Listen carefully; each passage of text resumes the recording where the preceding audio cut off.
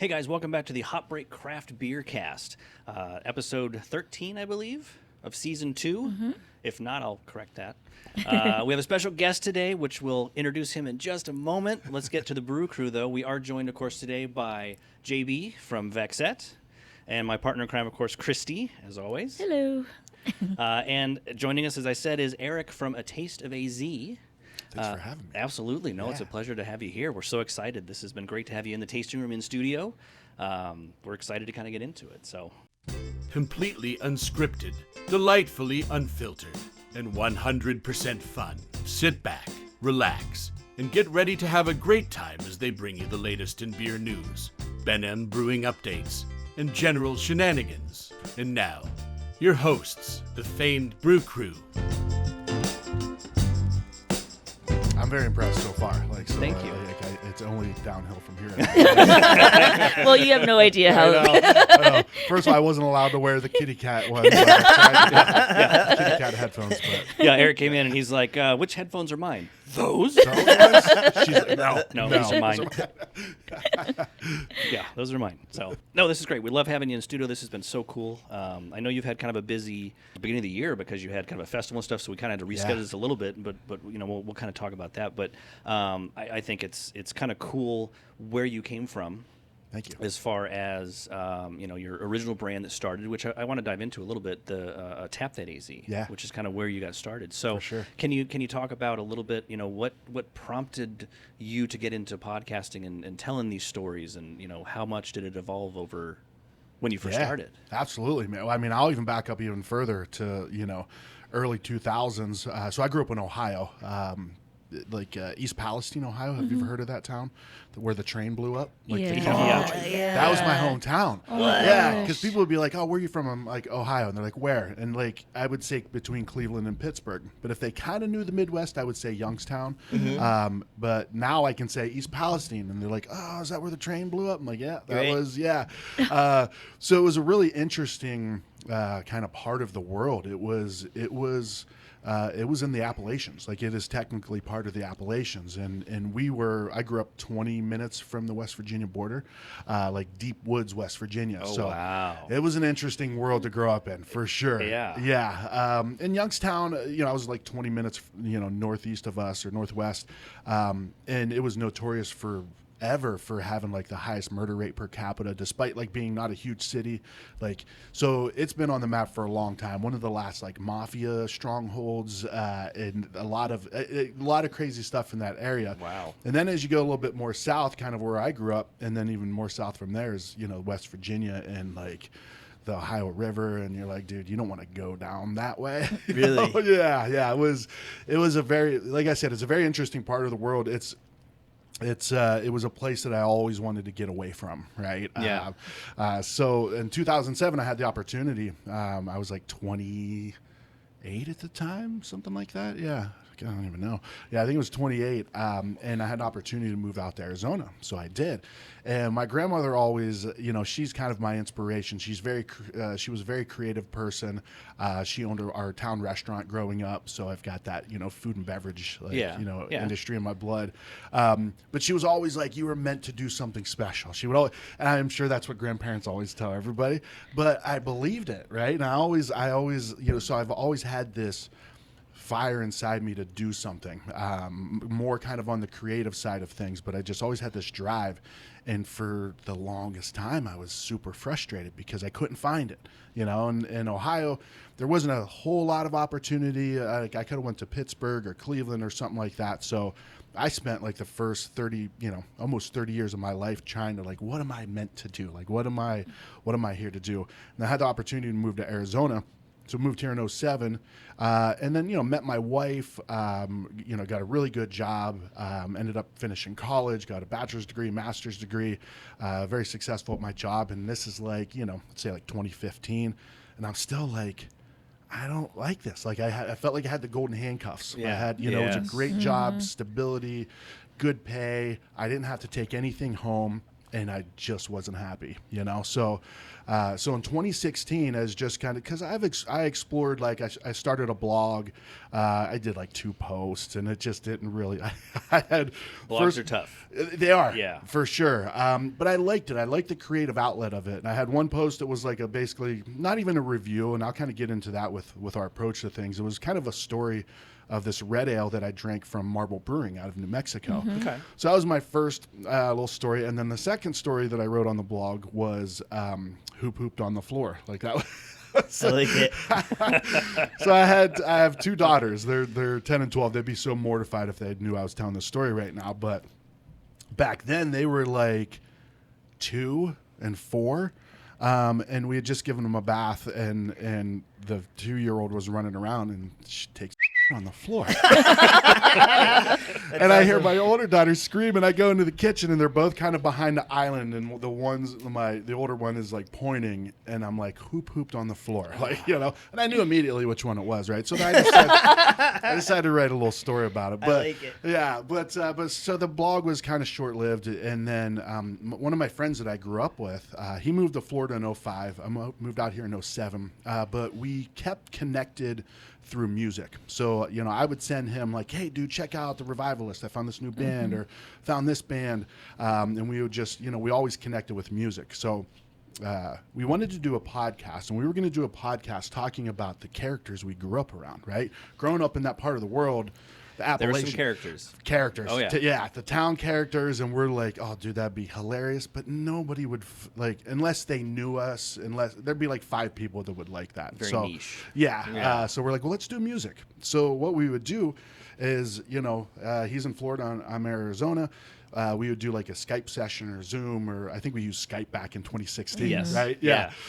So we would talk about music, and it would be very outlined. Like, okay, hey, this week we're going to talk about cover songs. You know, the first episode will be our favorite cover songs. Second episode will be songs that you didn't realize were cover songs. You know, so we had some strategy to it, but we always really what it was me and him hanging out, right. Drinking. Right, having some drinks, you know, through the computer, and I'm in my walk-in closet, no ventilation, right? So for after 3 hours, I'm hammered and sweating. But it was a great time, and we had a really fun time with it. But we were always drinking during it, so we created this segment called "What the are you drinking?" I like it. And we did a little jingle with it. Like I had this you know, vision in my head of this like old school like 80s radio jingle. So one night it was like me, we had some friends over, and our in-laws were over. So it was me and my wife, my father-in-law, my wife's cousin, and then his wife. I'm like, hey, come into my studio, and we're going to go, what are you drinking? Right? And all different, you know, levels, like like the harmony, you know, we're all harmonizing. Yeah. And so we recorded that, and that was a segment. So like we'd be, you know, talking about music. I'm like, all right, Ford, before we get into this part, what the are you drinking? We would play that little thing. And then we would just talk about what we were drinking. And I was always drinking local beers. Like I was really digging craft beer. Yeah. The in-laws lived up in Flagstaff, so you know we'd always go to Beaver Street, Brews and Q's, and play pool. And then we were there like when Mother Road opened up. I think I actually did the very first Yelp review of Mother Road Brewery. That's awesome. Yeah. And it was more of a story. I like once Right. again, like I'm not interested in critiquing and reviewing. I don't feel that I have the credentials to do that, and I'm just not interested in. I'm more interested in the story, right? So people read my Yelp review. A friend of mine found it like last year. He's like, dude, I'm in Flagstaff, and I saw like you have a Yelp review of Mother Road. I'm like, yeah. He's like, it's hilarious. Oh my gosh. Doesn't tell me anything about the place, but it's a funny story. So I was really digging craft beer. So in this podcast, in the segment, what the are you drinking? I was always drinking local beers. So we would then post it on social media, and I would tag them, you know? So I had Peoria Artisan reach out to me. They were actually the very first one, Matt from Peoria Artisan. Yes. He's like, hey, would you want to come in and do a podcast like live? That are, you know, because we always have live music and stuff. And I'm like, I have no idea how to do that. And that was back when it was in Litchfield Park, right? That little tiny. Well, no, I think that they had They'd moved. They had moved. Yeah, Okay. they had just moved. I think. Yeah. Okay. So this was I recorded. He was my third episode, and I recorded that. And actually, they might have been in Litchfield Park. Okay. It was very close on that. Yeah. I'd never been there when they were at Litchfield Park. So when I actually did the episode with him, probably January, February of 2017, they were in their new spot in Peoria, right? Yeah. Which is ironic, Peoria Artisan Brewing in Litchfield Park. Yeah.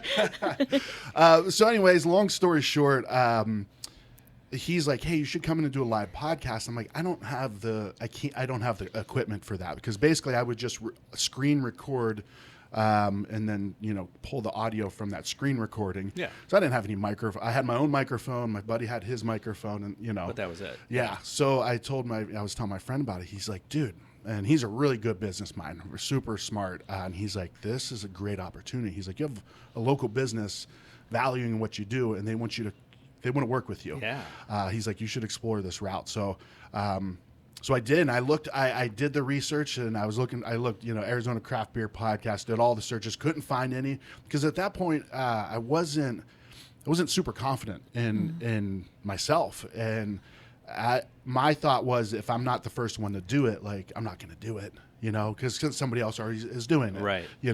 Whether or not I felt that I could do it better or not, in my mind, it was just like, they're already doing it. Like, I can't do it better than that. So, so I did research, and I saw that opportunity. So I bought equipment and started recording podcasts. Mother Road was the very first one I recorded in November of 2016. On their patio. Yeah. Really? Yeah, it was really cool. And the first equipment setup I had, I met this guy through a Facebook group, and he did a really cool podcast in North Carolina. I can't remember what it's called at this point, but it's been years since he's done it. But it was really cool. It was really well produced. It was just him by himself, and it almost kind of had that. Not the same subject, but the Serial podcast, how that kind of the storytelling goes. Yeah. He was able to do that just by himself, and he would record it like a winery, and then he would tell the story, and he'd be like, and then I went. It was just really well done. So he was like, hey, I'm traveling across the country on Route 66 on my motorcycle if anybody wants to connect. And I'm like, hell yeah. My in-laws live in Flagstaff. It goes right through. So my wife was like, wait, okay, so you met this guy online, and you're going to go meet him for some drinks. And I'm like, well, yeah, we're going to do a podcast. And my father-in-law was super nervous. I'm like, I'm twice as size as my father-in-law. I'm like, you're coming to protect me? What's happening? That's awesome. Yeah. So we go to Historic Brewing in Flagstaff, the one on the east end. If you guys have ever been to like production, super cool place. It's cool. Yeah. So we set up at this little picnic table, and we had a couple beers, and he recorded a podcast. And he was on his motorcycle, so his stuff was super compact. Yeah. He basically recorded into it. He had like this preamp. It looked like an amp that you would put like in your car stereo. Your car, yeah. Yeah.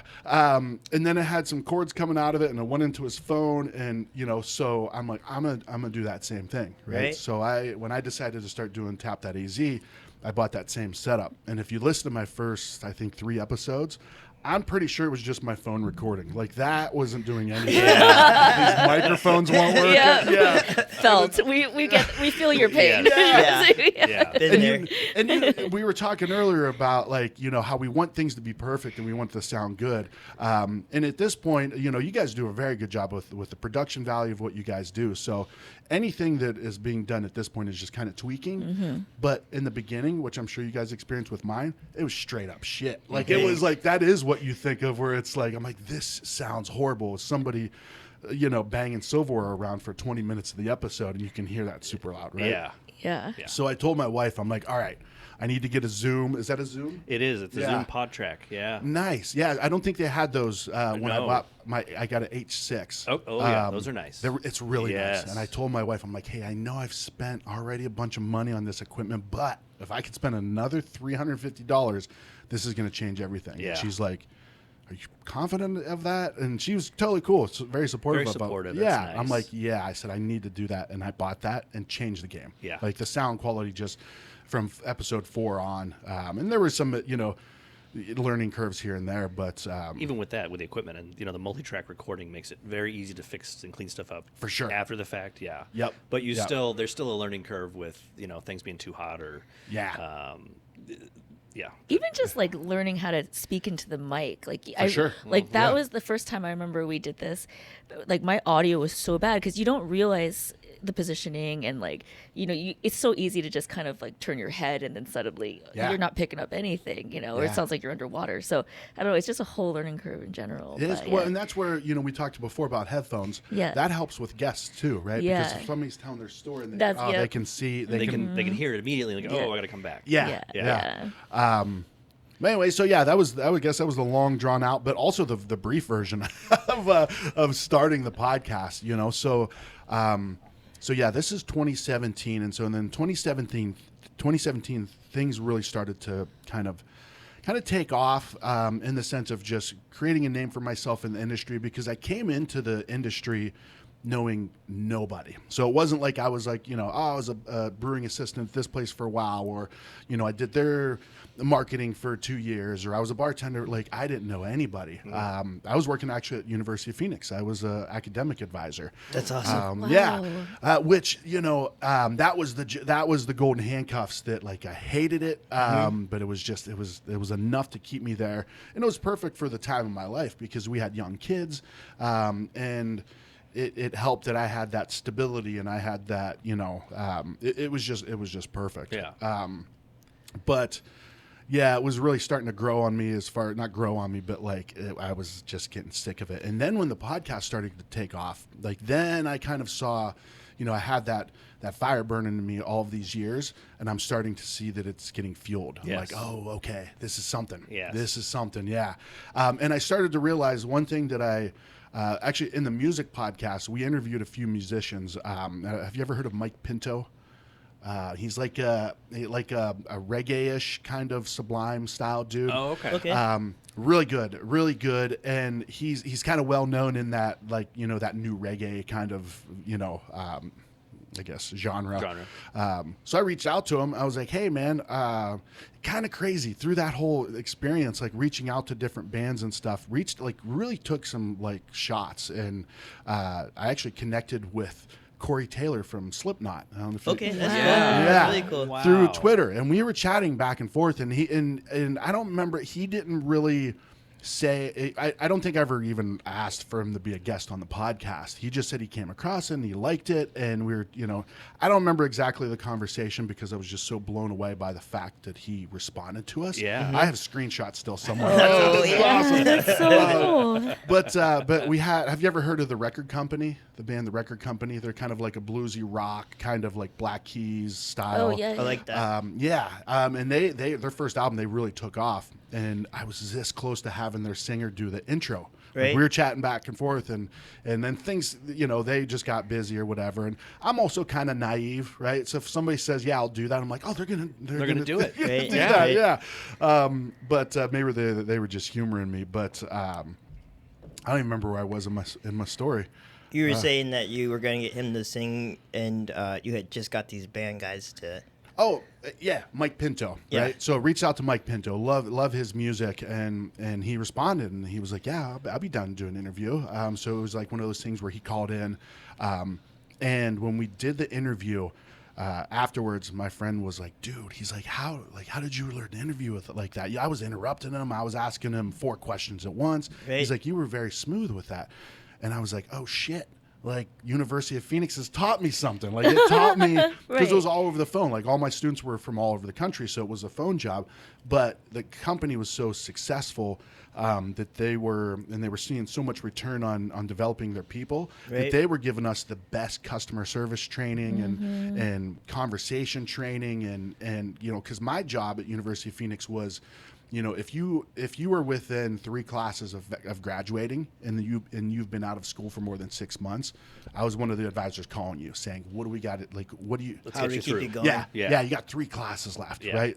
So, University of Phoenix has its controversies, and I get it, and I worked in it, and I could see some of the things that were happening with, students that have this high student loan debt, but the degree they're getting, like, they're not, like, It's going to be It's hard not to pay adding that up. off. yeah. Yeah. So if anybody had any objections, conversations of like, I had a few referrals that were brand new students, and they're like, I don't know, man, this is a lot of money for this. And I'm like, I agree with you. Like, I'm not gonna. But so my job, I was very lucky because my job was to help you finish what you started, right? Even if it was just advising you on, hey, okay, you can take these 2 math classes at your local community college, transfer them in, but you need to do it by January before your enrollment agreement expires. And you need to make sure that you, like I told them straight, like, so it wasn't a matter of like, no, you got to come in and finish with us. Like, we just want you to finish. So, so the conversations, you know, I'm calling you, I'm the 50th person this year who has called you, and you're like, dude, I'm going to get in when I can. So I had to break through that barrier in a very quick, short amount of time. And then I also had to find out like what's your motivation, like why, because everyone's going to give their surface level of like, oh, you know, I'm doing this for my kids. No one ever follows up with like, well, what do you mean by that? Like, because I want to show them, you know, okay, well, what do you mean by? So I was able to uncover their motivation in a way that they were like, oh, okay, yeah, let's do this, like, you know, or let's set a plan. So through all that training, when I did this interview with Mike Pinto, I just kind of knew to ask a single open-ended question, and then shut up, like, let it go. Let him go. Yeah, let him go, and hit him with silence sometimes, right? When he'd be like, yeah, man, I just, you know, I signed with this label and it just wasn't the right fit, so I decided to move on.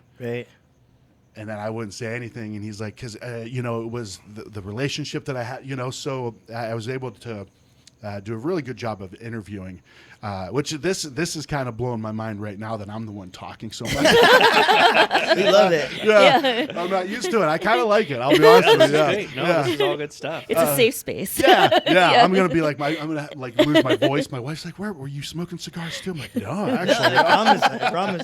There's evidence. I got video evidence. They got receipts. So that's when I realized I really had something special with my ability to interview, right? And now I had a platform that was to me super cool, super fun, right? Craft beer. It's very creative, very artistic. And I got to kind of showcase what I can do and what value I can bring to them by helping to tell their story, right? Because you want to know, you know, the story behind Mother Road and their brewer, but the brewer's like, dude, I don't want to. Mention your story. How did you meet Luke, your partner, and make this book? The great question. Yeah, that's a good interviewer right there. He's like, this dude's going off the rails. Let's kind of bring him in. You're good. But no, that was perfect timing with it though too, right? Because I'm starting to make these really good relationships and starting to make a name for myself. And then breweries like, dude, that was great. I loved you coming in. I got to share my story. You know, I didn't just let them talk. I gave them, I threw them softballs to be like, okay, you're not like, I wouldn't say this to them in my mind. I'm like, you're kind of shortchanging us a little bit, you know, and they don't want to. They want to tell you more, but they don't want to brag about themselves, for one. And number two, they just don't know. They don't know what to say. They don't know what to share. So that was my job, was to just kind of guide them and let them talk. So I was set up at what was it called? Real Wild and Woody, which it used to be. If you guys have ever been, it was like in the middle of summer, but luckily it was like in the basement of the convention center. Where it was I've been there. I used to go before the doors would open and wait out in the heat, just because, not that it mattered when you got in, but I'm one of those people that waits in line to get into beer festivals or like a beer release. You know, I'm out there. You know, so I remember that festival has a very like a good spot in my heart. But it's a great time. Like they do a really good job. The Arizona Craft Brewers Guild does a great job of putting on some really fun events, because, you know, we just did an event and we'll talk about that a little bit later, but I understand the challenges of doing an event. Number one, just doing an event. Number two, doing an event that differentiates. How do you differentiate yourself? Right. You know, and the Guild's able to do a really good job because they're connected to pretty much everybody, so everybody's going. But so Luke had reached out to me, my business partner, and this is kind of crazy too. He had just like turned 21 within the last year, right? So I'm like, today I'm 45 years old. He's 27.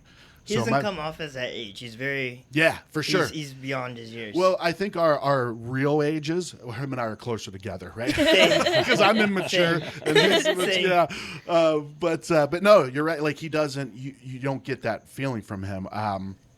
So he reached out, and he comes from the cannabis industry. He helped launch, was it Cannabis Cactus magazine? Okay. So he did a lot of publication and digital media work and all the media work with the cannabis industry.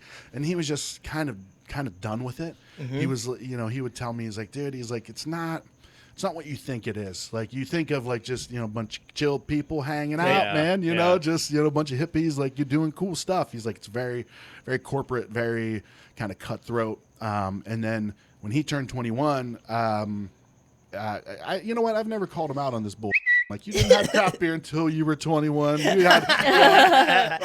But I could see him not, I could also see him not doing that. But yeah, so he had a beer at Huss that he said really stuck out to him. And he's kind of started exploring the craft beer world and was like, this is actually really cool. This is a good opportunity. He's a super smart kid. I mean,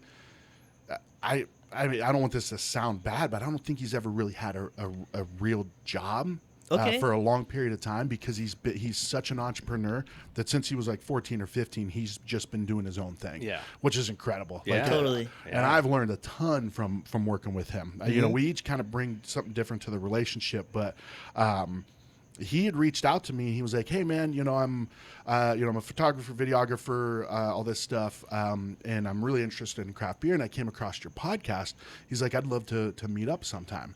And it's kind of funny too, because he said one of the things he was tired of was in the cannabis industry, everybody wanted to bring him on because he's a really good photographer, bring him on for his photos, but they didn't want to pay him. Like, they were just like, "Oh, dude, we'll give you $100 worth of product, or we'll give you trade in this, trade in that." Which I'm sure you guys all understand. Yeah. Everybody wants to barter, and I'm like, dude, I'm not at a gypsy flea market. Like, which I've grown a lot too, because I was the barterer. Like, I was the person like, "Yeah, we can figure that out." But I'm like, man, I can't pay for that. Yeah, and I can't pay for my daughter's dance class with a gift card from Spinatos. Right. No, nothing against Spinatos. I love Spinatos. They're awesome. They're huge supporters of us, but I just thought of that because I have a gift card in my wallet. Yeah. But disclaimer, it's Spinatos. I'm sorry. But so he reached out and he was like, "Hey, I'd love to connect." I'm like, "Actually, I'm doing a beer festival this weekend. If you want to come do some photos for me," right? So I immediately asked him, "I'll trade you this for that," And later he told me, he's like, "Yeah, I was kind of annoyed at that." He's like, because he's just trying to get away from that. I'm like, "Yeah, sure, let's do some trade." But no, so he comes out and I had a table set up at this festival, and I had my podcast set up on one side, and then I had merchandise on the other side. And the night before, my wife was like, she's like, "Who's like selling your merchandise?" I'm like, "I am." She's like, "Well, who's doing the podcast?" I'm like, "I am." She's like, "You don't see a problem with that?" I'm like, "Yeah, I do now." Like, now I do. Now that you say it. When you say it like that. Yeah. So she's like, "Well, how long are you usually doing part of it?" I'm like, 15, 20 minutes. She's like, "So 15, 20 minutes, like there's going to be people, so I was like, I'll figure it out. I'll find somebody, I've got a lot of friends. I could have somebody from this table come over, So Luke ends up coming, and he helps me. Like, he's selling shirts, he's like handing out stickers, like he just really took that initiative. Nice. So immediately, because I'd gone through a couple business partners, just kind of nothing official, just kind of feeling things out, and it just wasn't the right fit. And I was kind of at a point, I'm like, all right, I'm gonna just figure out like how to just kind of do this my own way. You know, might be limited in certain aspects, but I just want to, And then I met Luke. I'm like, okay, all right, there's some people out there that that there's quality people out there. So we met in June of 2018. Okay. We published that book in December of 2019. And when I think about that, You guys I'm did like, that fast. yeah, That's crazy. our first project together. Like, it wasn't like, hey, let's do a podcast together. Like, there was a few podcasts where he would come, take some free photos. I give him a Spinatos gift card, but no. So but our first project together was doing that book. That was fast. That came together really fast. Yeah. That's incredible. And being fully transparent, there was twice I wanted to quit. Like, I wanted to stop. It. Yeah. I was like, he's like, dude, like, we're this Focused. deep into it. Like, it's, even my wife was like, her and I both learned of how to kind of deal with this whole entrepreneurship. Right. But at that point, she was like, F it then. Like, if you don't want to do it, don't do it. And I've learned over the journey is like, that's a recipe for quick failure. Right. With entrepreneurship, if you just stop doing the stuff you don't like to do. Right. That's what keeps everybody out, you know? Yeah. Right. So I guess kind of backtrack a little bit. At this point, I had my first business partner. We'd done a couple events. We did these like taste about things, like in Gilbert and in Flagstaff. We got like 10 to 20 restaurants, breweries involved. People would buy a ticket, and they would be able to walk to all these places, like over the course of a few hours. And there's a section over here for the tastings. So I'd done a few events, and that was. And I had quit University of Phoenix and went to this other company that everybody from University of Phoenix who was doing well went to this other company that was a full-on sales company and making a shitload of money. Right. So I'm like, okay, I can get out of this. I still want to do something with this podcast thing, but while I figure that out, I'm going to go over to this place, make some money. Yeah. Pay off some debts and do the. And I bombed at this job. Like Really?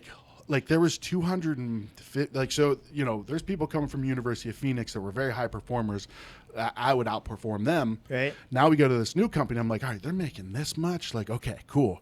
And honestly, like I'm a huge believer of the universe and the law of attraction, and things are put in your way and taken away for reasons. The universe at that point was like, get the out of here. Like, I was 255 out of 256 salespeople at this company. Really? And the only guy that was worse than me hadn't worked in like 6 months. he was on leave. Yeah. And our director called me into his office, and he was like, dude, what is happening? Like I was on a performance review, and I'm like, I don't want to be here, man. Like and he understood it. And then I had my direct supervisor was very good at it too. He's like, you got to get the fuck out of here, man. He's like, you got something good going on. So, to kind of bridge the gap financially, and I don't share this part with a lot of people. I think this is kind of, my wife always says, she's like, this is kind of one of the funny, cool parts of your story, is to kind of bridge the gap. I had a master's degree, so I was able to qualify to like teach, right? So if I wanted to teach, online classes at a community college or University of Phoenix or something like that, I could do that. And what I found was it's called VIP Kid. Have you ever heard of VIP Kid? No. So you teach kids in China English. What? Yeah. So I do like a Zoom, like a 25-minute Zoom call with this kid in China, Right. and I teach him English. That's so cool. Through like immersion, because I don't know Chinese. Yeah. So they have all the curriculum, and it was in their prime spot because of their time zone. 4 a.m. till 7 a.m. That was like the prime window. So if you could teach during that time window, like you could pretty much fill your schedule up. And I did that. And it was one of the wildest things I've ever experienced. Wow. Yeah. That's So so I get up cool. at 3:45, just like, what the but I got to be on camera, right? Yeah. And just the range of, I mean, it was kind of surreal as I'm reflecting on it. This was pretty cool to just kind of see a different culture, the way they live. I mean, there were kids. There were some kids that were like in like kind of like factory looking settings. Yeah, where you could tell they were in some little kind of corner area, and they kind of cleaned it off, but you could see That's it. wild. Yeah, and you could do projects where I'm sorry. I was thinking like there's a Nike sign behind Oh, the dude, thing. that's I'm sorry. I'm sorry. Apple. Apple. yeah. I'm sorry. I cut you off. No. That's what my brain just pictured that like, oh, swoosh. Yeah, for sure. Yeah, I mean, I would not doubt it.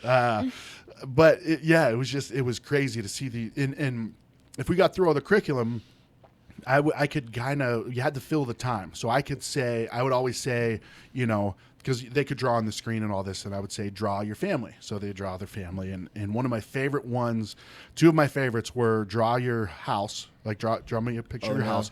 All of them were like high rises. Like, so there were no house. They weren't drawing pictures of houses. It was a high rise. And then up here they would have like a window and like, so you were like, okay, it was just, and you would, some of these houses were like it was super, like apartment or whatever it is, very nice. You would never guess that it was, and then what is your favorite toy?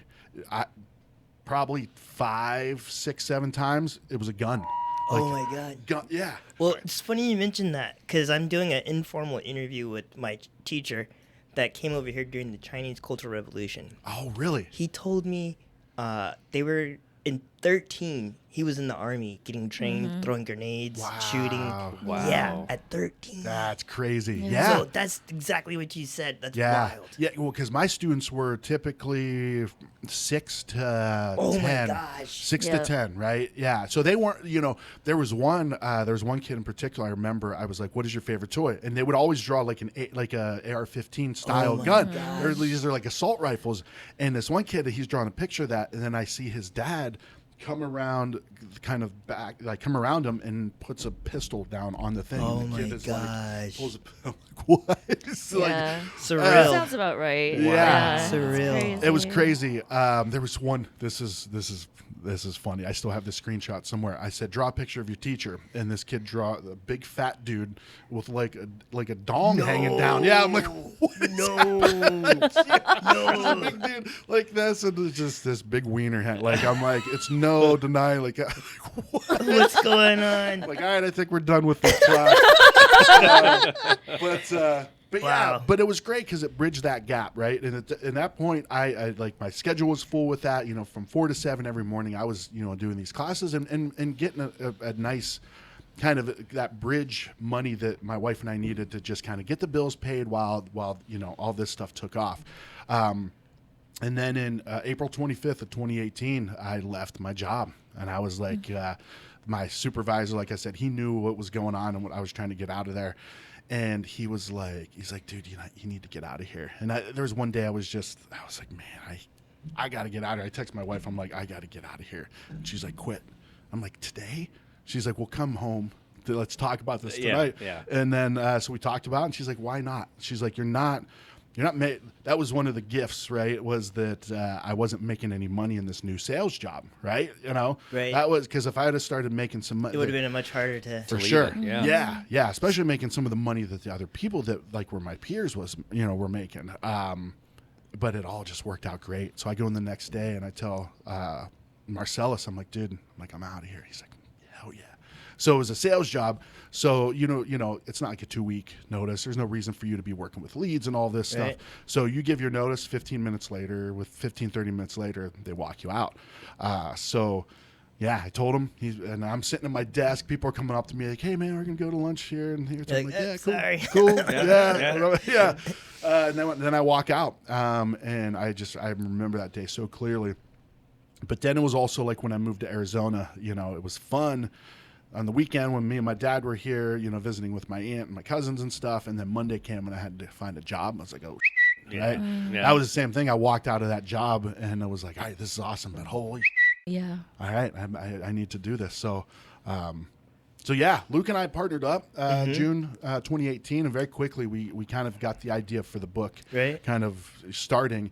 And with the storytelling aspect of it, what was great, I would say probably, I don't know, 2/3, maybe half of the features in the book were based off of Luke listening to the episode I did with Really? them. Yeah, because I would cover the whole story. I wanted to kind of tell it wasn't Yes. just tell me about your beers of like, what did you do before? Like, oh, I was a appraiser. I was a Right. real estate appraiser, and hated it. And, so that's what the story I wanted to tell. And that's what we wanted to put in the book.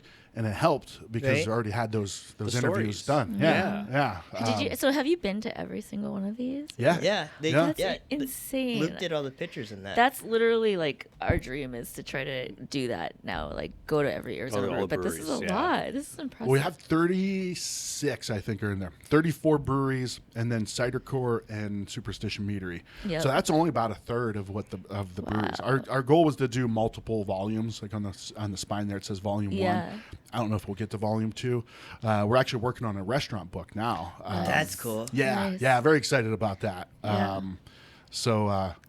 Yeah, so cool. so man, I got to take a breath for a No, second. you're good. You're good. No, that was a lot. That was Could awesome. we go into your the festival that you guys did, the Taste of AZ Sure. Yeah, that was in festival? How was February. that? What were some trials and tribulations with that? Yeah, well, I mean, so when I first kind of started this adventure, and when I took the leap, I still hadn't decided to. Me and my previous partner weren't parting ways at that point. Like we were still, so that was kind of part of the vision, right? It was like, all right, we're starting to do these events. He had experience, which is ironic. He had experience in publishing as well, and he wanted to do a magazine, but I just, just didn't have the confidence in that situation, right? So where with Luke, it was like there was a little apprehension. I was like, all right, let's do this. Yeah, we can do this because I know I can count on him to do what he needs to do. And so where was your question again? So basically, you were closing on the book, but then I was asking like, so you guys went from the book. I guess we should go into the magazine because that came next, right? Yeah. Okay. Yeah. Let's go to the magazine first. Well, so this was launched. We published this in December of 2019. Okay. Right? So our goal was we had quite a few breweries that were involved in this that we kind of had. We hadn't established dates yet, but when we were doing the book, we're like, all right, when we release the book, we're going to do a release party at your brewery. We're going to do a collaboration beer. We'll kind of make a whole thing of it. And the very first one we did was March 11th with Sun Up Brewing, which is now no longer open. They might. I think they actually still make like the Russian Imperial. There's a couple they're popular ones. Yeah, but their tap room's not open or anything like that. I didn't know that. I used to love that place. Yeah. Well, so they had the main building. There was like they had the restaurant, and then they had the production facility next door. Then they ended up selling the restaurant to like a Mexican place, and then they just had the tap room that was part of the brewery, and then that shut down. But they contract brew for a lot of places. Like they make the beer for Craft 64 and Four Silos and I think a few others. So the plan was we're going to release this book. We're going to do some cool events to kind of promote it. March 11th of 2020 was when our first event was, and next week the world shut down. Fell apart. Yeah. So that's kind of where we were at. We just had released this book. I'm still hitting Tap That AZ full force, but that was it. That's all we had going on. Luke has his other company, which is like a media company, social media management, video, all of that stuff.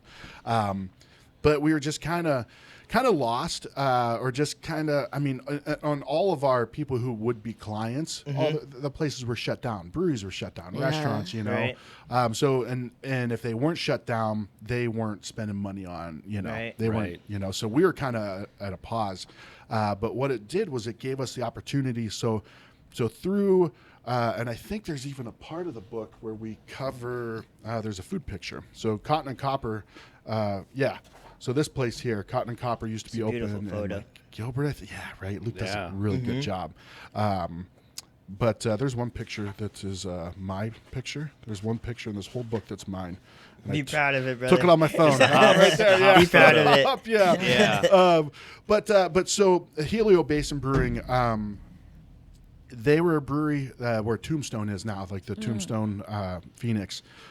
Helio Basin, their chef was just incredible. And I wasn't really interested in the food side of things. I always kind of thought like food was either, the neighborhood deli, Italian restaurant, Chinese food thing, or like resorts or fine dining. I didn't really kind of see the in between. So I wasn't really interested in it. Like beer was where it was at for me. Yeah. And beverages. Like there were some places that like were, distilleries.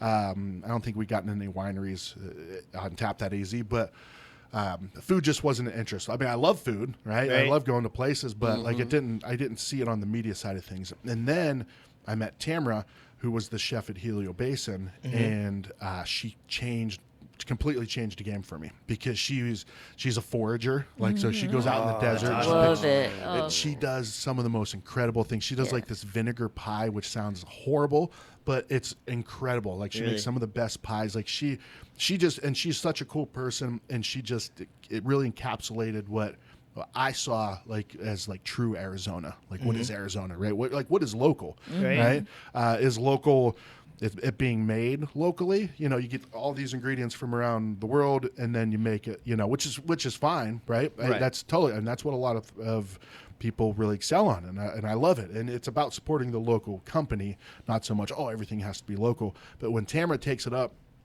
another level, where it's like, oh man, these berries, what are these berries? She's like, oh, those are wolf berries. I picked them over the fence behind the movie theater. Like, what? Like, what are you talking about? Right. Wow. Yeah, and it's incredible. And now she's at a place that, like, she should win a James Beard Award. Like, I would say in less than 5 years, she's gonna win a major award. So she changed my view of how food, right? And then so through the Shop Beer Co., they're really good friends with Jeff Krause from Crepe Bar, and he's been on Food Network a ton of times, and just is really well known kind of character chef. So we started getting these opportunities of people saying, hey, I know you're a beer podcast, but we'd love to kind of, we'd love to be on it. A part of it, yeah. Yeah. So in May of 2020, during the pandemic, we launched A Taste of AZ. So there it is, right there. Yeah. But we launched the podcast. So it started off as Zoom podcast, like probably the first 10.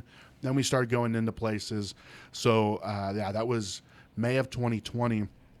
And then we started talking about doing the magazine. How would a restaurant or a resort get in touch with you guys to be featured into your magazine? That's a really good question. And it's key verbiage, too, is features. Like we always want to be very clear. Like I get all the time people like, hey, we'll do an ad if you do a feature on us. I'm like, no, like I can't. It's not a tick for tack. Yeah, and it's kind of tough too. I hope I'm not putting too much out there, and hopefully, Luke, you approve this if you hear this. But it almost makes us apprehensive when someone's like, hey, will you feature us? Right. To then feature them, right? Because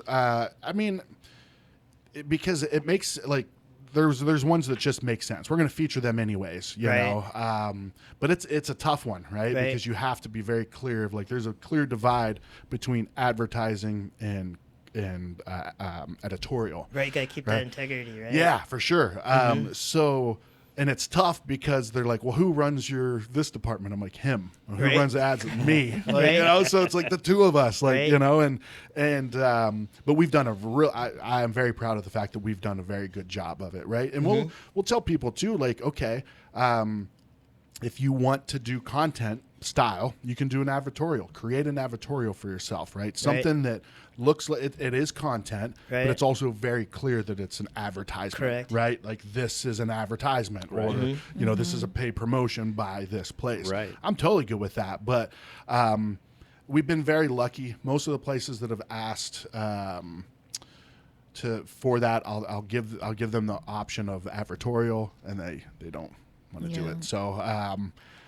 But so if a place wanted to, I always tell people, if you want to be featured, you'll be featured in the next issue if you buy an ad. Buy ad space for yourself. Right. We've created this platform. This gets distributed across 100+ restaurants, breweries, coffee shops across the state. So not only are consumers that are into what you do taking these magazines are sitting in all of those places, right? So downtime, the chef's waiting for his produce to be delivered. He's sitting there looking at it. He's looking through it, right? He's looking through it because, he's the chef. He's not the owner. Right. But he wants to be the chef owner of his own place. Correct. Right? So he's seeing these ads, and he's, there's a restaurant consulting company, right? Justin from AZ Restaurant Consulting always advertises with us, and it's got him great business, because people that are like, we drop the magazines off and they're like, hey man, I want to put in a drive-through window. Like, how do I do that? Justin's like, all right, man, I'll connect you with the right people, So that's something that I think really grown with, is being okay with having a business. Gotcha. Right? Like, not like I'm very okay with like, this is how much we charge. Right. This is, can we trade?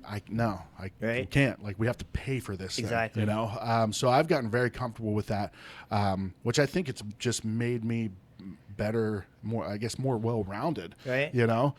Because I'm doing sales, but I'm not pushy. I'm very open and direct with people, and if people are like, oh, it's not the right fit, I'll try to find out like why. Right. Because it might be a misunderstanding or something, or it might be just it is not the right fit, and I'll be totally down. Like, yeah, it's not the right fit.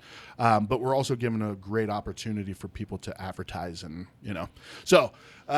Answer your question, Eric at atasteofaz.com. So feel free to reach out to me. If you have an idea for, I like to hear ideas about places, right? Like, meaning like you recommending her place to me, right? Not her recommending her place to me type of thing. Sense. It's a little bit of a different story. Yeah. But I'm pretty good and organized with my email, so you can email me anything. If anything, Okay. I'll tell you no. Fair. That's fine. That's fine. And we do it every quarter. So it comes out in January, April, July, and October. We usually have it finished, kind of wrapping up like the month kind of before that. So April 1st, an issue comes out. Usually by March 1st, we've got things wrapping up for that. So, yeah. That's pretty cool, brother. And then recently, I just saw your A Taste of AZ. Your last podcast, you guys were at. Was it? Hold on, I wrote it down. Catalyst and Salt. Oh yeah, Catalyst and Salt. And you talked to Phoenix Magazine with Johan and Amanda. But the things that interested me a lot was Will, the chef, because I went to culinary school. Yeah, that guy seemed really interesting. So, well, Will's the brewer. Sorry, it was you know his name. Yeah, I met. It wasn't Esteban. Enrique. Enrique. Yeah. Chef Enrique. Yeah. Because he was from New York, right? Yeah. And then he had he was working with his family. His wife's family was in. Yep. That was really interesting. Yeah, he was a cool guy, and the octopus tacos. Right? Was that good? It was incredible. Really? It was incredible. Yeah. Yeah, that place is really cool. So Will. So I met Will. Actually, this was several years ago. There was a beer festival in Tucson called Juicy Brews. Have you ever heard of Hop Culture magazine? Yes. Yeah. Yes. So they put on this festival. I don't remember what year it was, but it was basically I traveled around the country to maybe like 10, 12 places, and it was all hazy IPAs. For the most part, yeah. And it was incredible ones, so ones that you never have the opportunity. I don't think Treehouse was there, but something like that. Places that never are in Arizona. So Will. It was actually funny. His brother was he could kind of see us looking over. He was with Ren House at the time. He's like, hey, have you ever want to taste something like you've never tasted before? Something like that. I'm like, I'm intrigued now. And then he had fruited sours, the Las Frescas from Ren House. Yes. So Will was one of the ones that helped to kind of establish the milkshakey kind of sours, which I dig. I love those. So his brother's like, yeah. I'm like, I don't really like sour. He's like, oh, you got to taste this one. And I taste. I'm like, holy dude, this is incredible. This is something different. And they were blowing people away left and right. And now we all know what Ren House is, who they are. But then Will went to the shop. So then he was a brewer for the shop, assistant brewer, a cellarman, something like that at the shop. And then he opened up at Astra up in Prescott. Yeah. And then that shut down, and that's when he opened up Catalyst. Okay. Yeah. So he makes some really good beers. They have a really badass brew system. Yeah. That's awesome. Yeah. But yeah, the salt, I didn't realize that salt stood for sand. I always say sand. Sea and land. Sea and the land. That's what Sea it was, and land tacos. Yeah. Yeah. That's cool. But yeah, so we were talking with Johan. We got a really good relationship with Phoenix Magazine, and they're doing Dish Fest coming up. I'm gonna check that out. Yeah, it's a good time. They do a really good job with it. So yeah, we got a great relationship with them. So they help us promote our festival that happened January 27th, and we help promote their stuff. What were some of because that was your guys' first festival that you put on? Yeah. What was some of the trials and tribulations that you guys had, and things that were exciting and made you feel really great? Yeah. Well, so I guess the kind of how it all started was, so they do, if you've ever been to the Barrels, Bottles, and Brews Festival. Yeah. That's our event was in that exact same space. Okay. And so somehow we connected with them. I think it was through the Craft Brewers Guild. To do a podcast. And they're like, hey, we'd love to have you come and do a podcast to promote this festival we're doing. This is had to been probably 2019. And so we went in, did the podcast. They were awesome. And then we came to the festival and we had a table set up and we did a podcast live.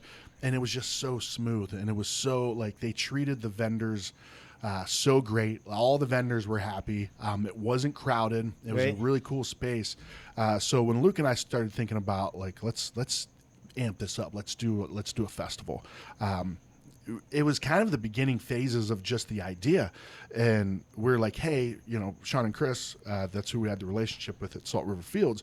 Can we just kind of run some ideas by you guys? Not trying to pitch them on it or anything. And we're just like, here's what we're looking to do. And they're like, would you be down to partner with us? We're like, well, yeah. Yeah. Absolutely. Like, we weren't even thinking, like, that wasn't even our intention. It was, we didn't even think about that. We kind of thought that they were, we weren't quite on that level. And so we met about it a couple times, and basically they were like, the most challenging thing for us is getting vendors, getting commitments from people, right? Because that's not our network. Like, we don't, we're just some other Joe Schmo trying to reach out to this restaurant, trying to say, hey, can you take time and resources away from your restaurant to come to our festival? Yeah.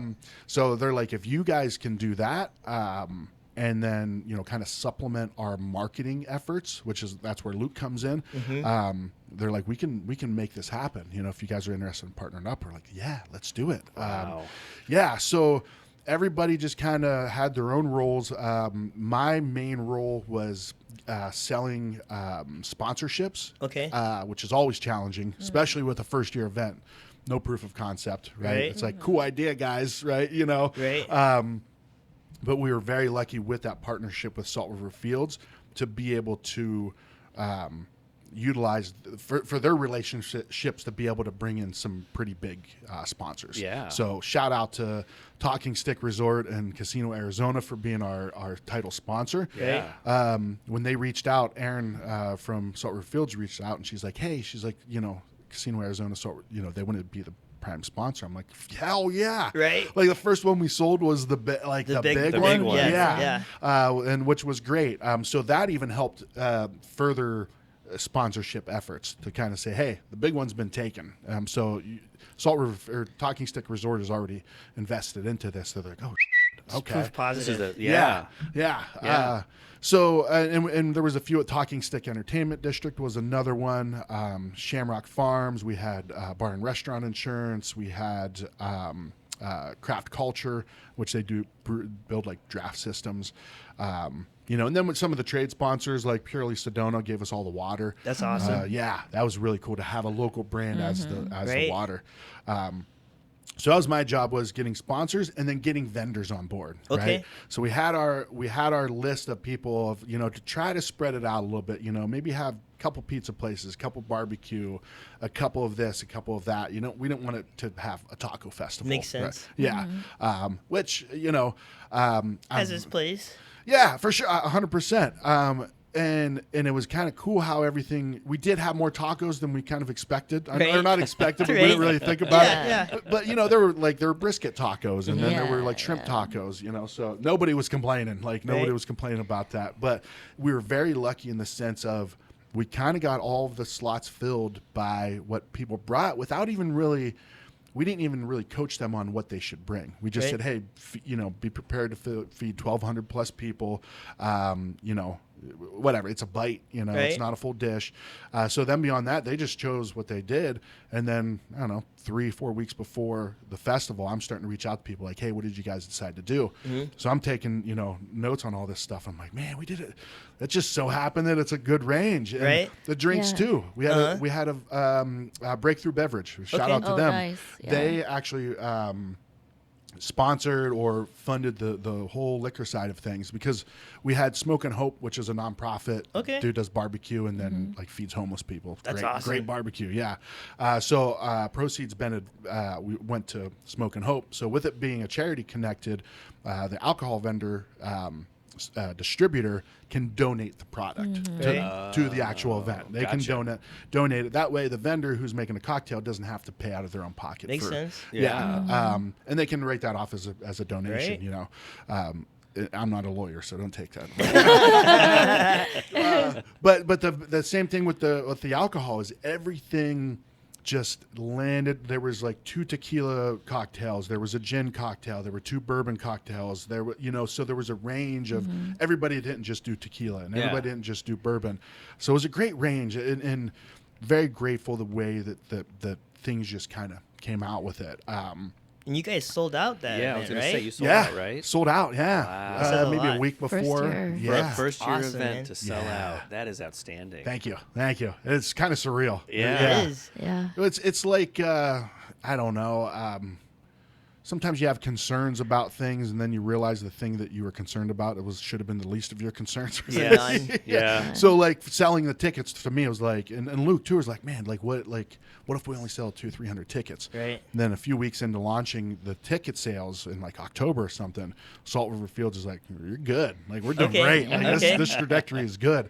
So we kept seeing sales go up and up. So then that concern, kind of goes back to your question. So that concern was alleviated, right? But then new concerns, right? The concerns you weren't thinking about, getting everybody's insurance forms and hey, we need to be added as additionally insured, and doing all of those things, and getting people to do their health permits, and the food and beverage industry it's a great industry. There's a lot of passion. There's a lot of people put their heart and souls into it. Yes. Organization is sometimes lacking. Right. It's a lot of heart people. For sure. You're like, hey, how do you I've been starting to get comfortable in some of my relationships I have with really high performing people in the industry, and I'll ask them like how do you stay organized? And like, oh, dude, I got this notebook that I'm like, okay, cool. And other people are like, it's all up here. I'm like, oh, okay. Things that's making a little more sense now. Yeah.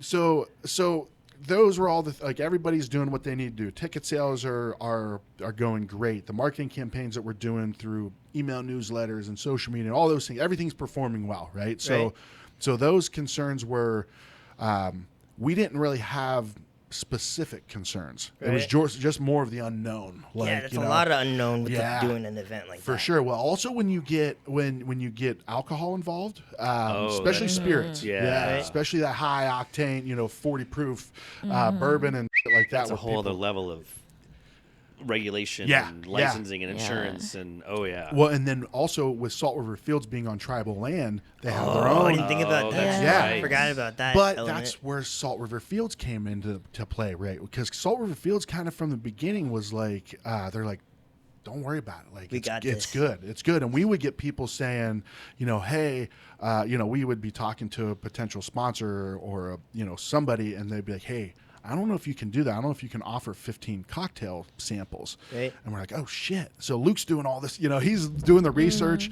Then we talked to Salt River Fields, and we're like, hey, man, we got this concern was brought up. They're like, you're good. Like people don't realize you're on salt. And obviously it wasn't like Wild West. Like they knew what licenses to get. They knew exactly all this stuff. So it was just their partnership. It was just incredible, and they were great to work with. So but also I remember I talked to Sean one time, and we were talking about something separately. He called me. He's like, hey, whatever about this, and he's like, how you feeling? I'm like, this is like a month before. I'm like, I'm my pants, man. I'm like, I'm nervous. He's like, why? And I'm like, oh, this, and this. And then he goes, yeah, me too. I'm like, what? What do you mean you too? Like, I thought you're supposed to make me feel better. He's like, no, man. He's like, this is just part of the game. Like, I'm like, man, I don't know if I like this game, But so it was all the fear of the unknown. Like, because I'm getting everybody's insurance forms. I'm getting everybody's health permits. We're selling tickets. Great. So there's all these things, like all of the things the whole checklist, everything looks good. But it's like, what about this? What are we not thinking about? Yeah. Or what maybe something with maybe somebody was right about the 15 cocktail samples or whatever it is. And they were samples, so they weren't, because I told somebody that yesterday, and they're like, 15 cocktails? I'm like, no, like sample, little sip, yeah. So it was the unknown. It was the fear of the unknown. So then it was the day before the festival. So the festival was on a Saturday. Friday was like, maybe it was earlier that week. Maybe like Tuesday, we went there, and things were kind of starting to move. Like, they were, and once again, Salt River Fields crew, they had people on carts. Like, they had teams on this stuff. This is not their first rodeo. Exactly. Clearly. They do it, And we didn't have to worry about fencing, security, enough garbage cans, any of that. So they had everything buttoned up. All of it. Oh, all that's of it. nice. Yeah, and they do it very, very well, and they do it with a great attitude. So, the Tuesday before, I'm starting to see things. I'm starting to see like the power lines being laid down and the cover and all the professional. And then Friday was like the beginning of load in. So when vendors could come in and bring the shit in. Right.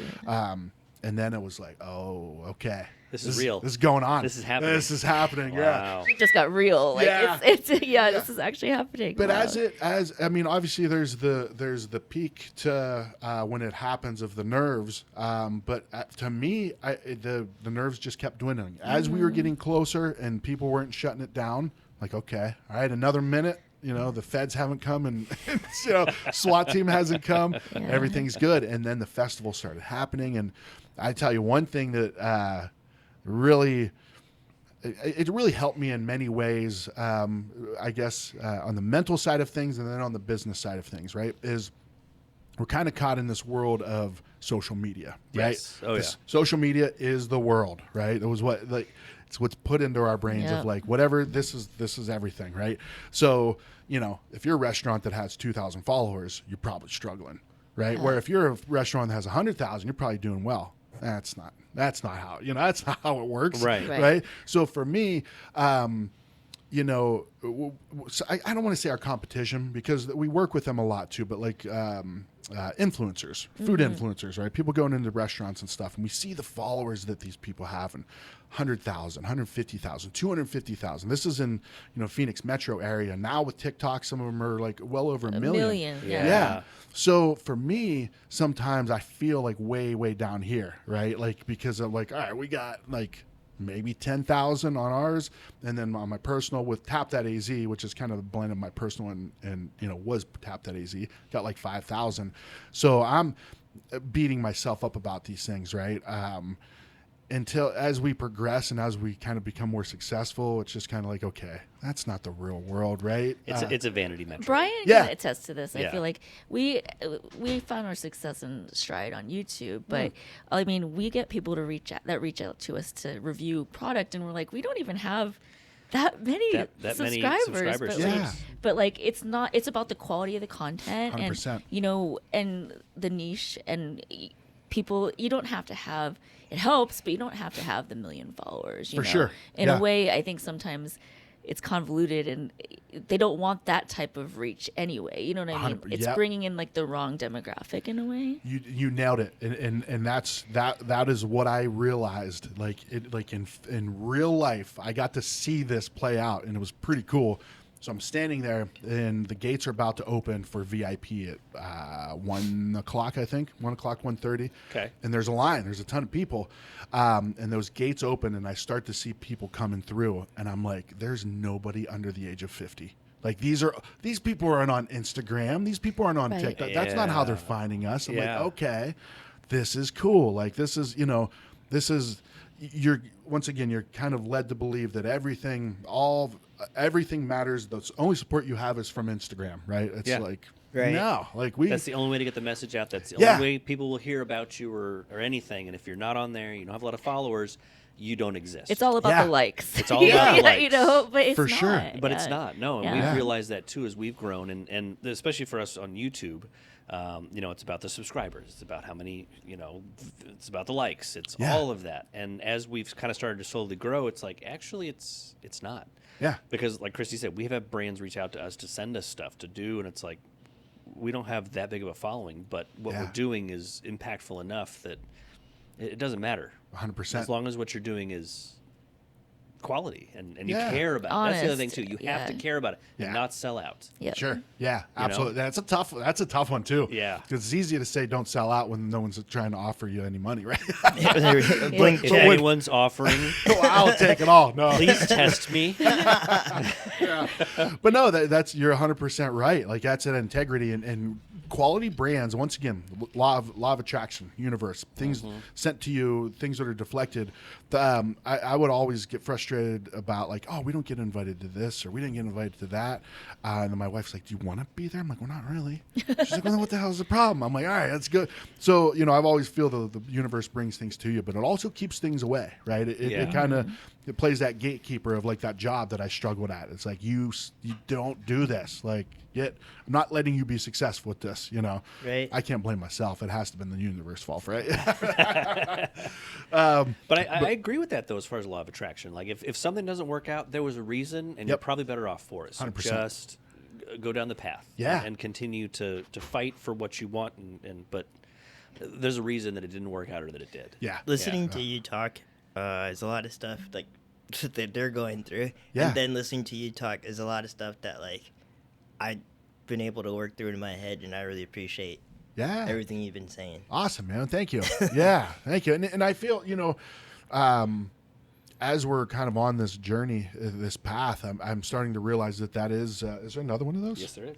Dude, I'm liking this. Yeah. Non-alcoholic beer is really good. What is it called? Dude, Athletic Upside Down Golden. It's delicious. If you guys drink non-alcoholic beer, I highly recommend. Dude, Athletic does a great job. They have a hazy IPA that's really good. They have a whole line of stuff. Yeah. That I haven't gotten into their stuff. We've been trying to kind of focus more on the locals, but like they do some really, really good stuff. They do, yeah. And it's a market that is growing. Yes, fast. Yes. Like it's pretty incredible, and it's great to my dad used to drink the O'Douls and shit like that. My first time trying O'Doul, so my dad's a pastor. Yeah. And we had a Thanksgiving at our house, and some of the members came over, and one of the guys brought some O'Douls, and this was like I just had turned 21. Yeah. And I was drinking them, and I was just drinking. I had like probably 6 or 7, and I'm a lightweight. If I have 3 beers, I'm feeling really good. Yeah. I'm like, I'm a champ.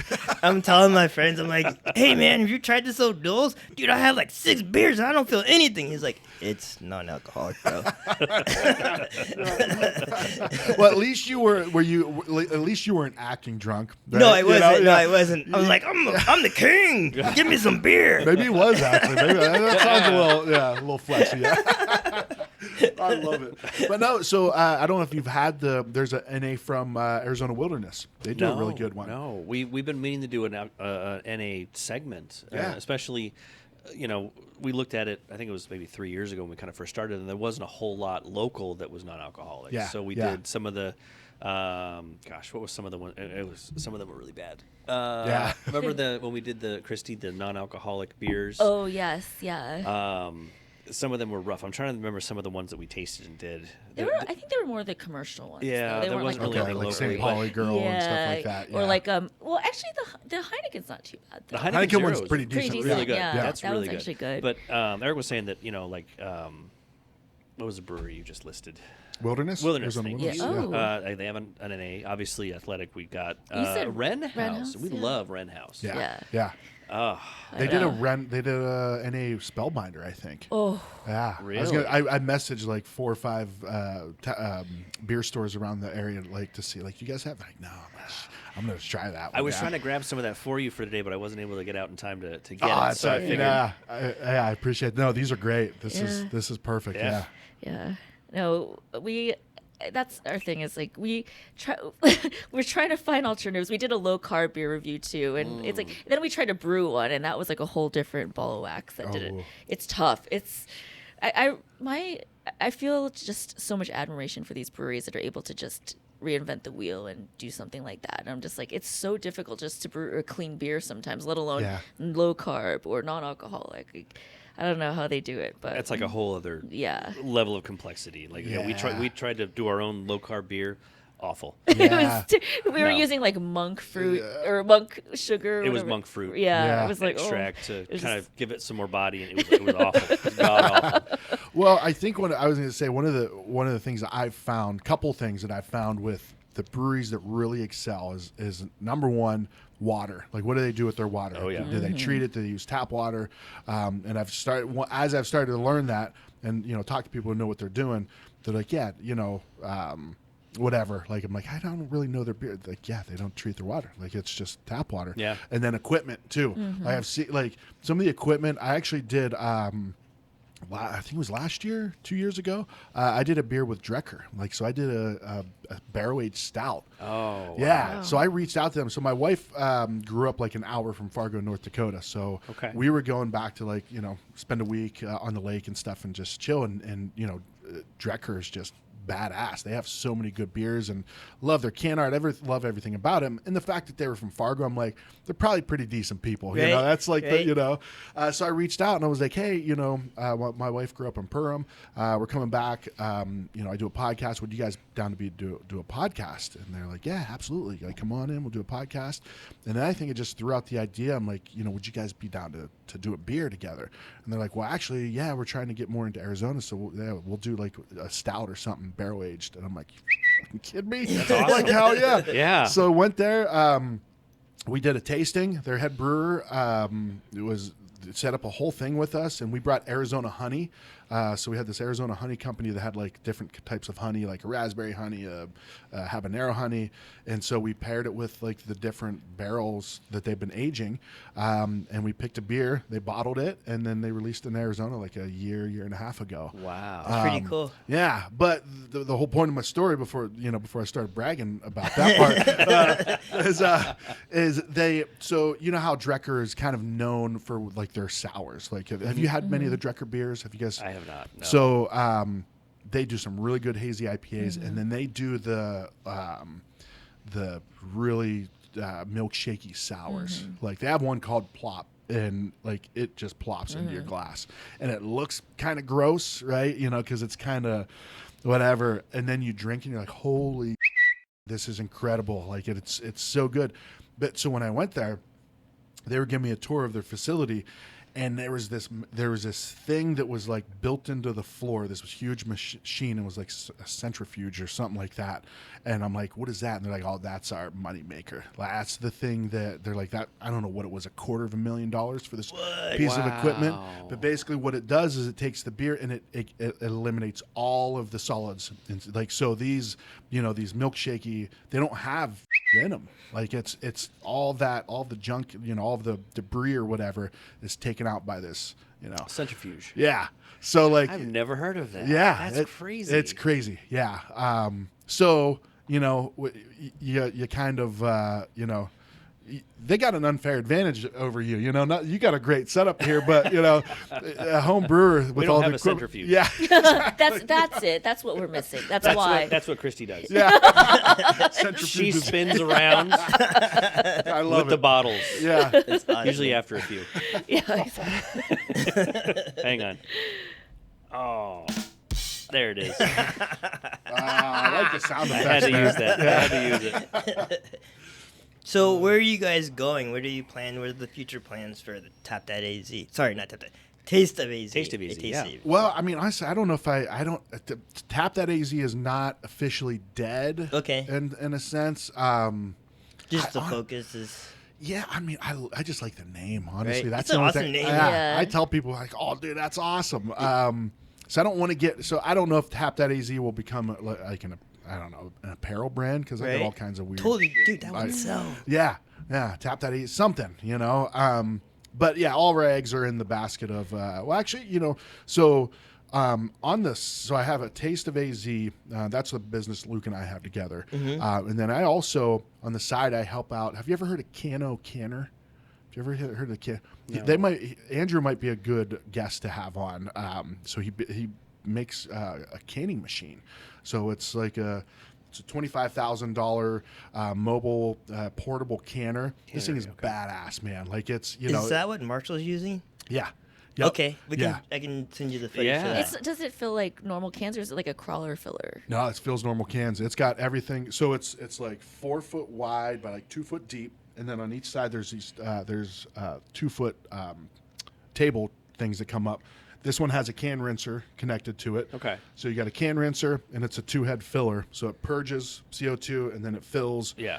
And then it's gravity fed the lids. So you just slide the can underneath it. The lid comes down, and it goes on, like there's a plastic skate, pushes the lid down, and then it goes to the seamer and seams it. It's pretty awesome. It's badass. And so this dude built it. He's a mechanic. Andrew's a mechanic by trade. He's like a master mechanic at like Volkswagen or something like that. And so he's super like his mind is just it's like he's like Matt Damon on Good Will Hunting. Good Will Hunting.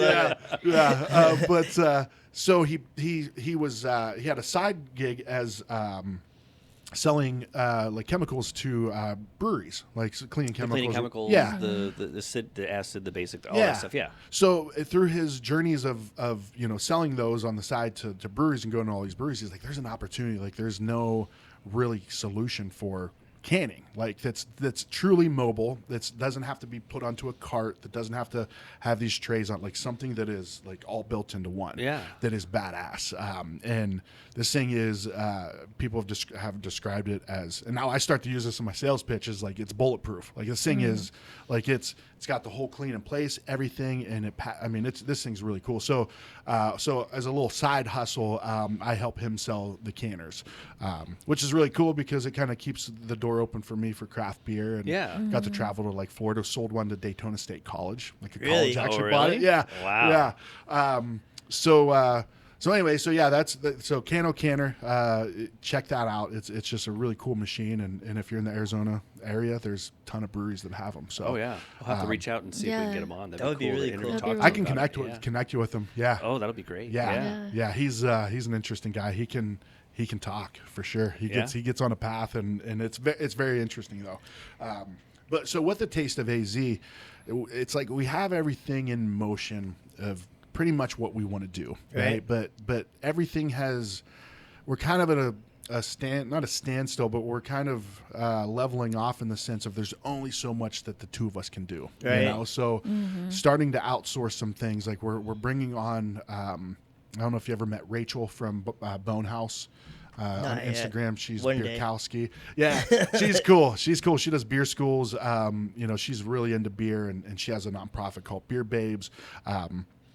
So she is going to start in like 2 weeks helping me with sales. Okay. Because I'm kind of capped at like what I can. Get it. Yeah. Like and there's lots of opportunity, and there's lots of opportunity on the table for us. And I also need to kind of pull my way out, get out of the weeds a little bit and kind of focus less on hats. Less hats. Yep, less hats for sure. And focus on really building the big relationships, connecting with departments of tourism and, things like that. And, so being able to outsource it's like we're just on the cusp of it. We've been trying to find somebody forever, and she's worked with Luke for a few years on the social media side of things, and we're like, we know we can rely on her. She's great.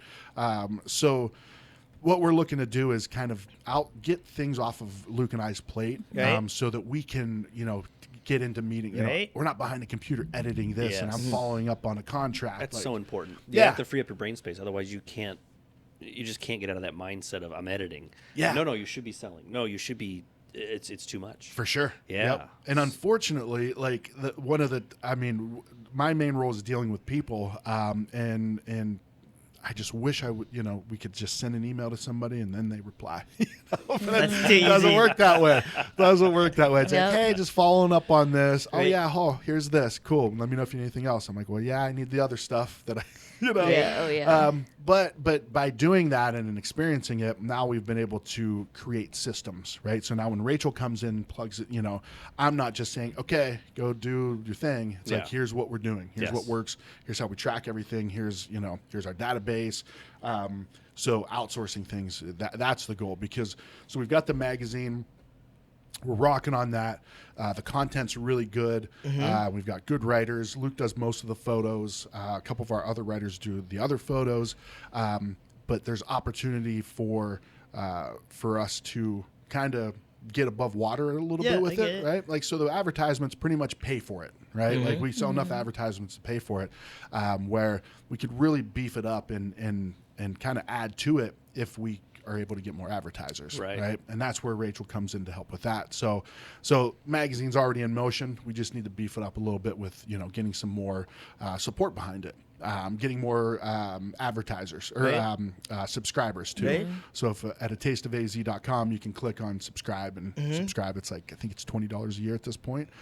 Or you can go into our distribution points and get them for free too. So, but if you want to mail directly to you, you can do that. We just started that this year. So, and then how far are you guys getting along with the book? Like when are you guys looking at an execution date? Yeah, looking to get it out by the holidays of 24. Yeah. Okay. Yeah. So, Okay. yeah, That's coming up fast. Yeah. You guys are looking for yeah. a stocking stuffer. Yeah, for sure. For sure. I have a funny story. So it's my coworker. I think it was either for my birthday or for Christmas. She gifted me that book. This one? Really? Yes. Nice. And she was like, I think it was at Costco somewhere that you guys sell it at. Barnes & Noble. Barnes & Noble, yeah. And she's like, I thought of you when I saw this. And then here we are That's doing a podcast awesome. with you. But it's just so funny. Heck yeah. Yeah, she's like, I know you, like, Brian's the brewer. I'm like the taste. I shouldn't say this. I'm the taster. That just makes me sound like I drink a lot. But like, which I do. It is what it is, right? Yeah. But She doesn't drink a lot at all. No. I was not coached to deliver this message. no, No, I she's am, fine. I am like the beer geek for Arizona Breweries, especially, but like all breweries in general. That's Yeah. why when you name a lot of the breweries, I'm like, I've had it or I'll try it. I'm going to go visit it. I used to do that. But when she gave me that book, it's just how it's, again, the universe saying, bringing things full circle. Like, Yeah. I never would have thought we'd be talking to you, and I got that book as a gift. I so, love that. Yeah, it was I really love cool. that. Well, and that's the whole thing too. Is at the beginning, your supporters are your friends and family, right? Yeah. So you're like, when I look at the subscription list, I expect to see my friends and family for the first few months. But then when you start to meet people that you've never met before, if you've met once or twice, like, oh, I had your book, or you just meet. So it's pretty cool to kind of see it out, being experienced and enjoyed, like in the wild. It's a good feeling, especially all that work that goes into Yeah. it. To have Yeah. that, I mean, that's a huge feather in your cap. Yeah, too. It's thank just you. like, Thank you. that's Yeah. incredible. Yeah. So yeah, we got that in motion. We got the podcast in motion, right? The wheels are turning on that, and we've got it pretty basic. Like even just you guys having the 2-camera setup is beautiful. I want to get to that point, right? And we've got the resource, like we can do it. We've got the cameras, like we can keep an eye on it. But then when it gets to the editing and It's a lot. Yeah, It's a lot. so being able to kind of get Luke some help on that side of things. We've got different video series that we want to do. So it's really kind of just the next steps are just kind of amping everything up, Right. Kind of building everything up. We don't really, there's nothing else we really want to add. Right. And there's really nothing we want to take away. Right. We don't want to stop doing the magazine. We don't want Right. to stop doing the podcast. So yeah, that's awesome. that's bro. where we're really going. exciting. That's very exciting. So Yeah. exciting. We appreciate it today. We appreciate coming out. Like Absolutely. it was great to share a couple of beers with you and kind of hang out and You too. have yeah. you in the tasting room. This was awesome. Yeah, I'm very impressed. Is there anything else that you? Because I want to wrap us up a little bit. I don't want to keep you for too long. But is there anything you want to plug as far as websites or emails or anything you got going on? I mean, I would just say everything starts at atasteofaz.com. Okay. Yeah, like we do. You can get, like, when the magazine comes out, there's a digital version on the website. All the articles that are in the magazine actually go as a post. That's one of the things too, is like just so time consuming for Luke to do. But he gets it done. Yeah. Right. That's, we do Yeah. what we got to do. And we've been pretty lucky. It's been really just him and I. We've not really even had to put our own money into it, in a sense of like everything that we're creating is sustaining. It's kind of self-funding. awesome. Yeah, which yeah. is great. Yeah, it's a lot, and it's stressful at times, but yeah, everything goes to atasteofaz.com. You can subscribe to the magazine. You can find our podcast from there, our social media, all that stuff. And yeah, Tap That AZ is I don't even have the website up anymore. I have the URL still, but I just keep that. Don't lose Yeah, that. yeah. Keep that. Yeah, I know. subscription. Yeah. Yeah. Don't let that go, because you'll have to buy it back for an exorbitant amount of money. Yeah, and I'm just like, it's not worth it. Hang on to it. Yeah. But no, that's it. Thank you guys for having No, me. Eric, yeah. thanks for being on. Oh We my really gosh, appreciate so it. much This was so fun. much fun. This was so cool. We definitely, if you have time for us again, we'd love to have you on kind of again as a later date and get some updates Absolutely. and stuff and see For what's sure. going on, and we can kind of share some of the challenges and the fun stories of podcasting. We're hoping Yeah. to start doing this on location. Okay. Our nice. goal is to actually start to live stream this, to actually do it live. That's cool. Do it live. I like Yes. that. I like that. And you know what? I love that. I love that. I'm a fan of your guys' content. Your approach to it. You're just who you guys are as people. Like you're generally good people, and you're wanting to tell these stories.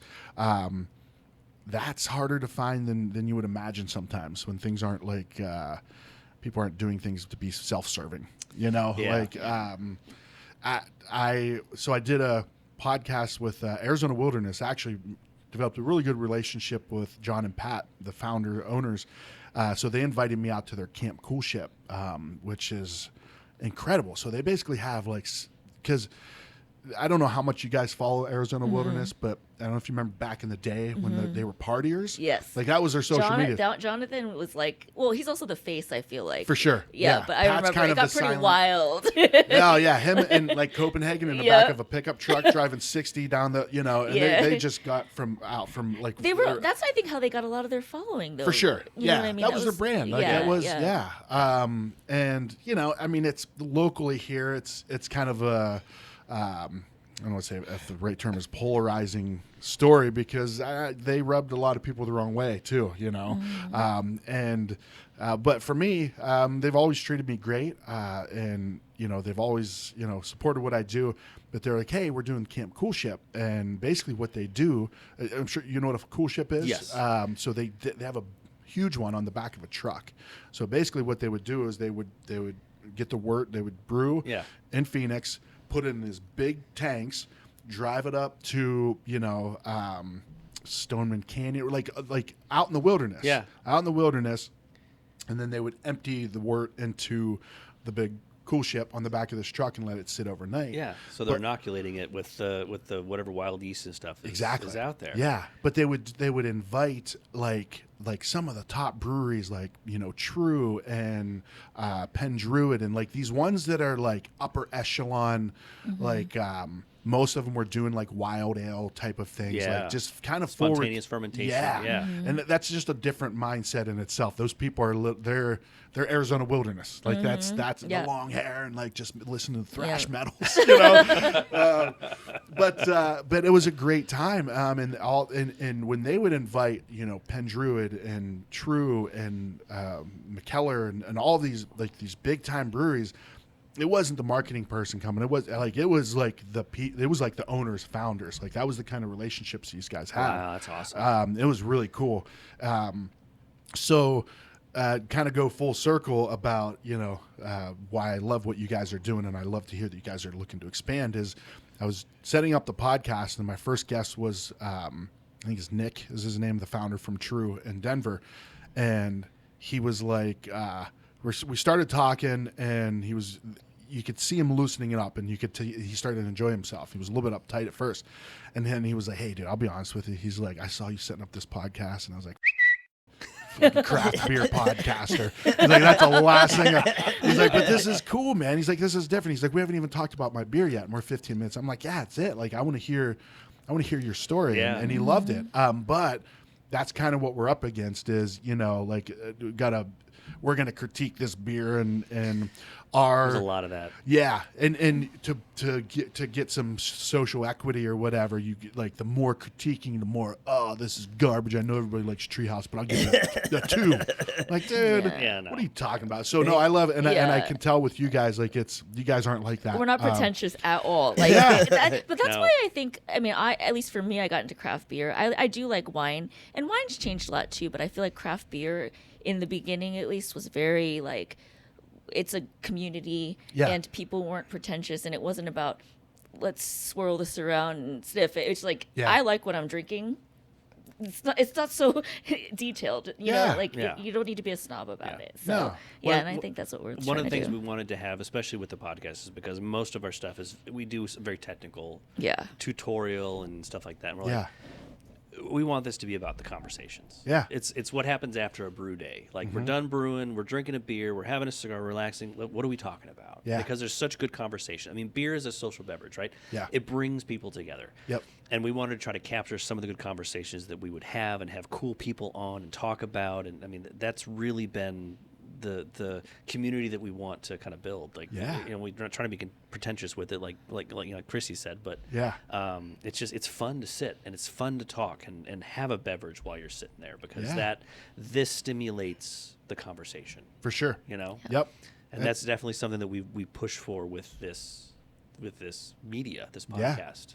When I think craft beer is such there's something special about it, and it's one of those things where like can art, right? There's the can art aspect of it. Like what other product can you is really out there, that you can produce it and put a label on it, a really coolly designed label, quick, right? Yeah. Where you don't have to buy 50,000 of them, or Right. you can do a run of 100, whatever. Yeah. 10 cases of something, and then the next one has a completely, like, no one's doing that with ketchup and hot sauce. Like a little bit, right? A little bit, But not on that level. yeah, and typically if you're doing a hot sauce or something like that, you've got your 4 core brands, so you've got 4 different types of labels, right? You can now you can partner it up. Marshall, and when I talk about this, I think of Marshall specifically with Simple Machine. He can partner with Arizona Search and Rescue on a beer, create really cool, and that's just such a impactful thing for them, like for the search and rescue to like, dude, this is super cool. They're sharing it. There's no other product that you can really like do that with. And yeah, there's something special about craft beer, and there's lots of stories to be told. A lot of people that are doing it have quit something. Like I got out of the software industry, or I got out of this real estate. It sucked, and I always wanted to have my own brewery. So it's a dream type of. So there's lots of good stories with that. So, oh, yeah, for sure. Yeah. Well, thank you again, Eric, for stopping by. We appreciate you spending some time in the tasting room. We had some kind of cool stuff we talked about. Absolutely. We appreciate it very much. Kristy and JB, thank you so much for joining us as well. We appreciate it. Don't forget to like and subscribe. Check out our other videos on YouTube at Benham Brewing. We'll just search Benham Brewing. I can never get the address right. I always screw that up. Catch you later, my friends.